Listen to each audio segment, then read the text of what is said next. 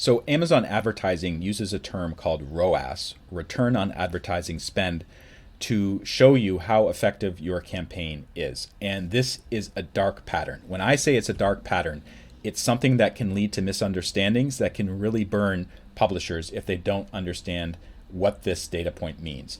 Unfortunately, if you look up ROAS on Amazon, you see this definition, which was clearly made by an engineer or a really nerdy MBA. Hard to understand. Let me break it down to you. There's a much easier explanation. It's gross sales, Amazon sales, as a multiple of what you're spending on advertising. To give you an example, if you have $80 in sales on Amazon, let's say that's 8 books, 8 $10 books, so you get $80 in sales, and your ad spend was $40, you have a ROAS of 2.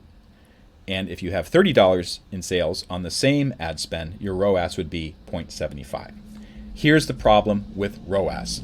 Amazon kind of suggests that having a higher ROAS is a good thing, and that's generally true. But the problem is determining what the break even is. And when I say break even is, at what level do you actually make a profit?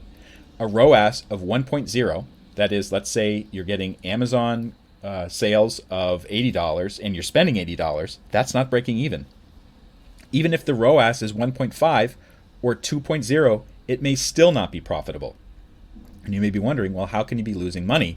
The answer is the ROAS does not take into account things like Amazon's fees, what other fees you may incur as part of making a book, like production costs, shipping costs.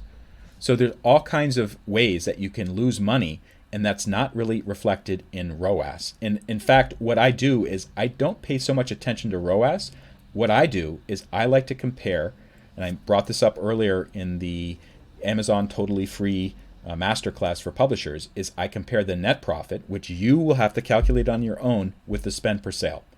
If the spend per sale is more than your net profit, you're losing money by definition. Okay, and even if your net